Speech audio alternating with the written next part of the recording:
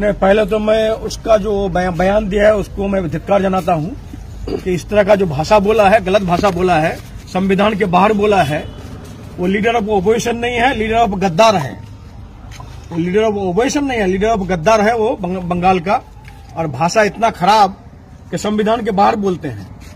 तो इसलिए उसी के लिए हम लोग आज हमारे ब्लॉक प्रेसिडेंट पूरा टीम को लेकर के हम लोग एफआईआर करने के लिए आए थे।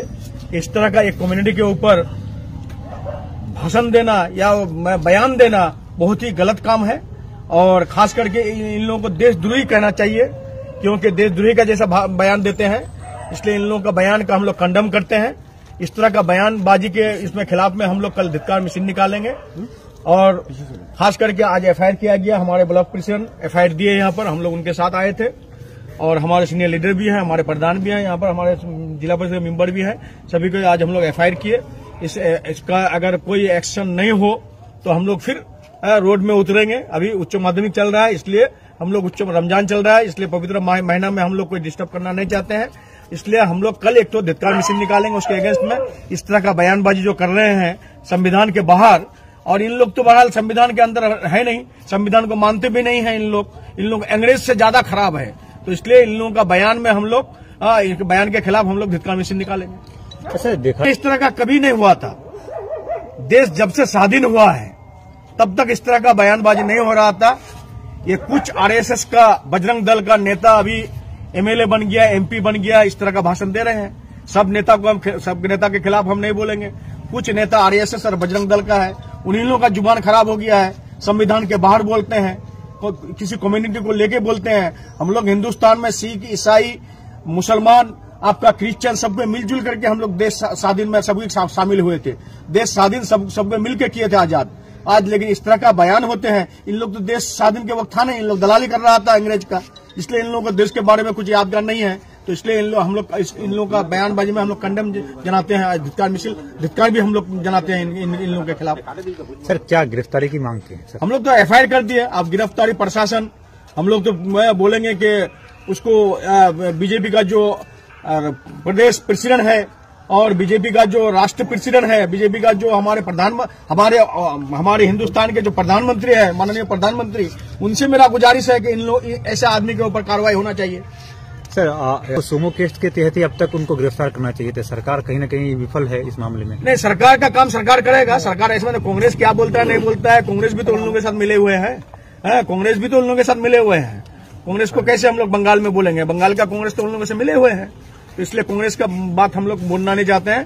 कांग्रेस क्या करता नहीं करता है। कांग्रेस जिस तरह से हमारे बंगाल में कुछ एमपी को हराने में काम किया कांग्रेस बीजेपी के साथ, तो कांग्रेस का बयान इस तरह का होते रहता है। कल एक हेट स्पीच जो दिया है, जो भाषा बोला है, वो हमसे भी शायद नहीं बोला जाए ना। कोई भी ऐसा कोई पॉलिटिकल पर्सन जो हो, शायद उस तरह का भाषा जो कभी ना सुने हैं। इतना उम्र मेरा लगभग 39 साल होने जा रहा है, मैं कभी ऐसा नहीं देखा हूँ कि इस तरह का भाषा जो लीडर ऑफ अपोजिशन जो होते हैं, एक पार्टी का जो नुमाइंदा होते हैं, ये पार्टी जो अपोजिशन के जो लीडर होते हैं, उनके ऊपर पूरा दरमदार रहता है। वो जिस तरह से भाषा इस्तेमाल किए हैं, मैं लगभग 10-15 दिन से देख रहा हूँ। सिर्फ वो क्या करते हैं, 2 ही टून होता है उसके पास। कोई भी मैटर अगर हो, हिंदू मुस्लिम।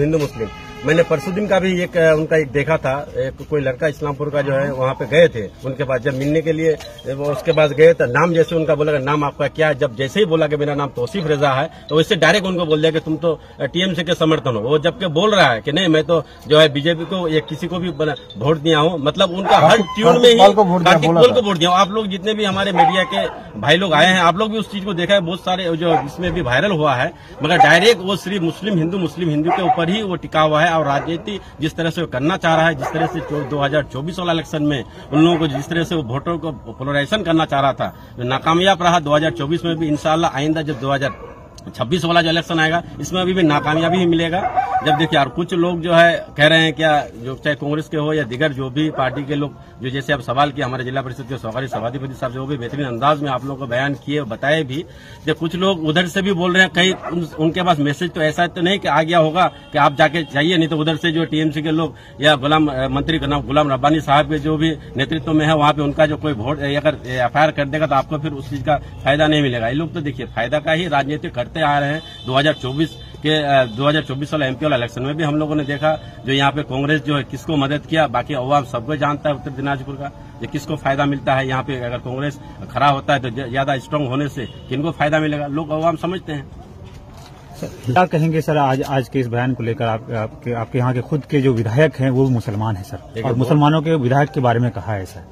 ये तो बहुत फख्र की बात है जो आज जो है ग्वालपोखर का जो भी देखिए पूरे अगर बंगाल में चर्चा हो रहा है, जो मंत्री जनाब गुलाम रब्बानी साहब जिस तरह से आज प्रस्ताव लेके आए थे, वो एक मुस्लिम जो कल जो भाषा बोले थे शुभेंदु अधिकारी जो लीडर ऑफ अपोजिशन, उसके इसमें ही जो है प्रस्ताव एक लेके आए जो उसको अगेंस्ट में जिस तरह से वहाँ पूरे विधानसभा में जो कहा लास्ट में, फिर हमारे जो ऑनरेबल सीएम है वो आकर के जिस तरह से बात को पकड़ के बेहतरीन अंदाज में जो है वो बताया, पूरे मीडिया चैनल जो उस चीज को दिखा रहे हैं, डिस्क्रिप्शन दे रहे हैं। मैं भी जो मीडिया के माध्यम से ही देखा तो मंत्री जनाब गुलाम रब्बानी साहब जिस तरह से उस चीज को निंदा किए, निंदाजनक जो कंडेम किए उस चीज को, नहीं इस तरह से कोई भी जो है कोई भी जितने भी हमारे रियासत हैं कहीं पर भी जो लीडर ऑफ अपोजिशन है इस तरह का भाषा का इस्तेमाल कहीं नहीं किया है। जो शुभेंदु अधिकारी साहब ने जिस तरह से जो भाषा का इस्तेमाल किया है, आज तो ग्वालपोखर के लिए फख्र की बात है जो मंत्री जनाब गुलाम रब्बानी साहब जो वहाँ पे विधानसभा में इस तरह का जो प्रस्ताव को लेकर के आए हैं।